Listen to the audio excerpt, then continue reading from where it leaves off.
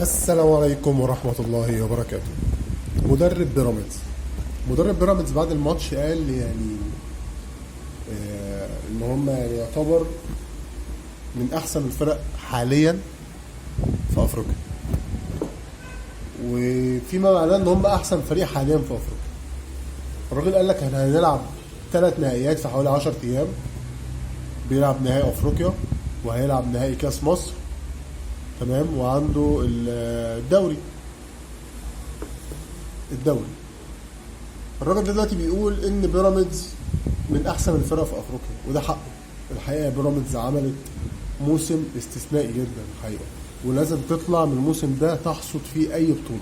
وهو بيقول ان الحسم هيكون في القاهره، وانا اتمنى يكون في جمهور يدعم الفرقه دي في القاهره، لانها في الاول وفي الاخر فرقه مصريه. الراجل وصل نهائي افريقيا وبينافس الاهلي على الدوري، وصل نهائي كاس مصر. يعني الحقيقه عامل موسم استثنائي، موسم قوي جدا لبيراميدز.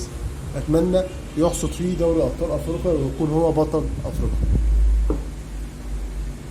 ده اغلب اللي هو قاله. والراجل برضو قال ان هو محتاج ان هو يكون في دعم للفرقه في القاهره.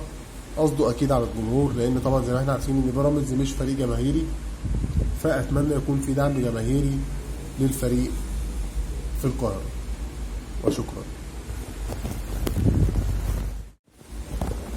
السلام عليكم ورحمة الله وبركاته. مدرب بيراميدز بعد الماتش قال يعني ان هم يعني يعتبر من احسن الفرق حاليا في افريقيا، وفيما معناه ان هم احسن فريق حاليا في افريقيا. الراجل قال لك احنا هنلعب 3 نهائيات في حوالي 10 ايام. بيلعب نهائي افريقيا وهيلعب نهائي كاس مصر، تمام، وعنده الدوري. الراجل ده دلوقتي بيقول ان بيراميدز من احسن الفرق في افريقيا، وده حقه. الحقيقه بيراميدز عملت موسم استثنائي جدا الحقيقه، ولازم تطلع من الموسم ده تحصد فيه اي بطوله. وهو بيقول ان الحسم هيكون في القاهره، وانا اتمنى يكون في جمهور يدعم الفرقه دي في القاهره، لانها في الاول وفي الاخر فرقه مصريه. الراجل وصل نهائي افريقيا وبينافس الاهلي على الدوري، وصل نهائي كاس مصر. يعني الحقيقه عامل موسم استثنائي، موسم قوي جدا لبيراميدز. اتمنى يحصد فيه دوري ابطال افريقيا ويكون هو بطل افريقيا. ده اغلب اللي هو قاله. والراجل برضو قال ان هو محتاج ان هو يكون في دعم للفرقه في القاهره. قصده اكيد على الجمهور، لان طبعا زي ما احنا عارفين ان بيراميدز مش فريق جماهيري، فاتمنى يكون في دعم جماهيري للفريق في القاهره. وشكرا. السلام عليكم ورحمة الله وبركاته. مدرب بيراميدز بعد الماتش قال يعني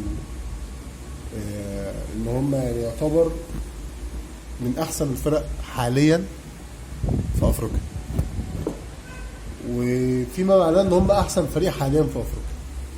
الراجل قال لك احنا هنلعب 3 نهائيات في حوالي 10 ايام. بيلعب نهائي افريقيا وهيلعب نهائي كاس مصر، تمام، وعنده الدوري.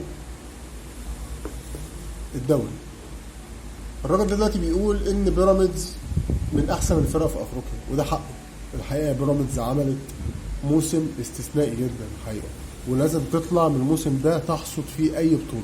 وهو بيقول ان الحسم هيكون في القاهره، وانا اتمنى يكون في جمهور يدعم الفرقه دي في القاهره، لانها في الاول وفي الاخر فرقه مصريه.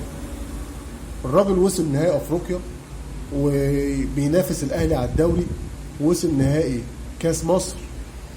يعني الحقيقه عامل موسم استثنائي، موسم قوي جدا لبيراميدز. اتمنى يحصد فيه دوري ابطال افريقيا ويكون هو بطل افريقيا. ده اغلب اللي هو قاله. والراجل برضو قال ان هو محتاج ان هو يكون في دعم للفرقه في القاهره. قصده اكيد على الجمهور، لان طبعا زي ما احنا عارفين ان بيراميدز مش فريق جماهيري، فاتمنى يكون في دعم جماهيري للفريق في القاهره.